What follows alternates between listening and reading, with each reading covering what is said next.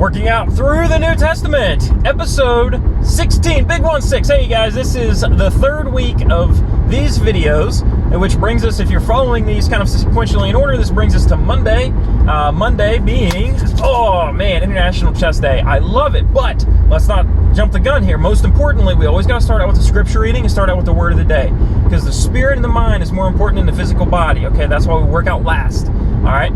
So that being said, as you notice, I'm not working out right now, okay? I'm a little bit behind on making these videos. My schedule's got crazy busy this past month. I've been keeping up with the scripture readings. I just haven't had a chance to catch a private moment to actually record some videos. And honestly, my workouts, I've been falling behind on those too. I'm gonna try to get caught back up on those. But for everybody that's following along, I'm still gonna put these out there so that you all can be better than me, right? That's the goal. Be better than yourself, be better than me. I'm not perfect by any means, but hopefully you'll be more perfect than me. So that being said, long enough of an introduction. Episode 16 coming from Matthew chapter 14. And so Matthew chapter 14, wow, what a chapter. Just what a powerful message from this chapter. And so many times when I've read Matthew chapter 14, I've got fixated on Jesus feeding the 5,000. Well, at minimum 5,000, right? Because there's 5,000 men. That's not counting women and children that were there too. So it could have been potentially, who knows, 10,000 people. I don't know. And then also, many times when I've read this chapter, I've got fixated on, Jesus walking on water. That's probably one of his more famous miracles. It's kind of one of those things that it's almost become like a joke, kind of like a little joke about walking on water. And we see Peter going out, and then you can do a study on the type of faith to walk on water and Peter's faith. And man, there's just so many ways to go about this. But I'm going to go just a little bit deeper here. Those are important passages. But what I want to focus on is Jesus's response to the death of John the Baptist, because I think we can learn a lot from that. So John the Baptist, Jesus' cousin, somebody that Jesus is close to and really deeply cares about. So we see, so let me get to the word of the day. The word of the day for this chapter, what I want to encourage for the word of the day for this chapter is a time for, I'll just say honestly, nothing jazzy here. A time for healing. A time for healing. Plain and simple. Nothing gimmicky. A time for healing. Because that's what's going on in this chapter. Yes, you have the miracles going on. But yes, there's a time for healing going on here too. Because Jesus, he gets news of the pretty gruesome death of John the Baptist.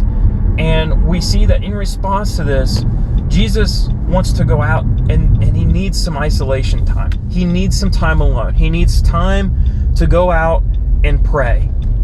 And we see that that's what he's trying to do before he feeds the 5,000. The crowd finds out where he's going and they follow him on his way to try to go get some quiet time just to process John's death and to try to recover from that.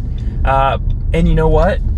Here's kind of point number one in a time for healing, is that sometimes the fastest way for us to heal is to find ways to help others, is to find ways to encourage other people. When we are hurting and when we are in pain, sometimes what can give us the greatest relief is bringing joy or bringing peace or bringing comfort to other people's lives. Okay, that can help mitigate our pain, is when we start putting others first and we see the good that can be done and the good that we can help others receive. That can help us overcome our pain. We see Jesus, he's feeding these 5,000 and I just imagine just how much good he did by feeding this crowd and by working this miracle, and just honestly the state of mild shock and surprise by his disciples when they see that, holy smokes, we are feeding thousands of people here with just these couple fish. Wow. And so powerful. And Jesus did this in response to trying to have some alone time. And what was more important than alone time in the moment was helping those in need. And so then after this is over, his disciples go out on a boat, and we see Jesus takes his time, and he does take some time to be alone. And so that's kind of point number two. So point number one, when you're suffering and when you're in pain and when you're hurting, one of the last things on your mind is probably going to be other people's needs. Because right now, You're like worried about your needs, right? You're worried about what is hurting you. And it might make it hard to focus on other people.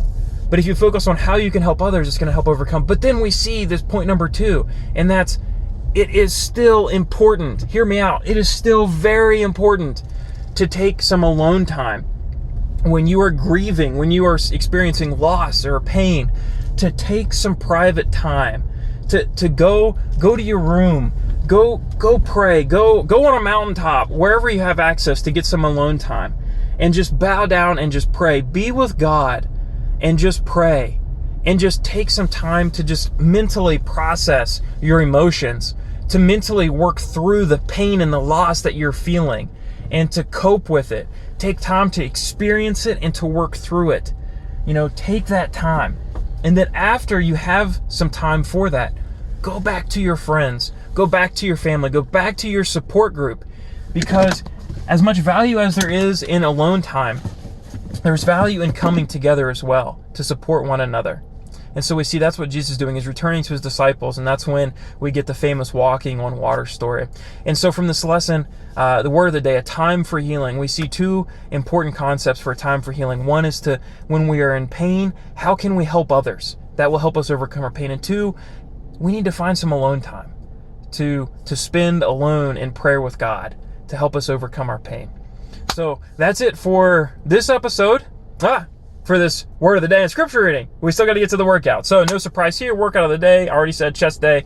So again, we're just continuing 8 rounds, right? 8 rounds of a quarter mile sprint. This time we're doing 40. I don't know why I just held up 10. We're doing 40 hand release push-ups. So 8 rounds, quarter mile sprint, 40 hand release push-ups. 8 rounds of that. There we go. So there's your workout of the day for today. All right, guys. That's all for this episode.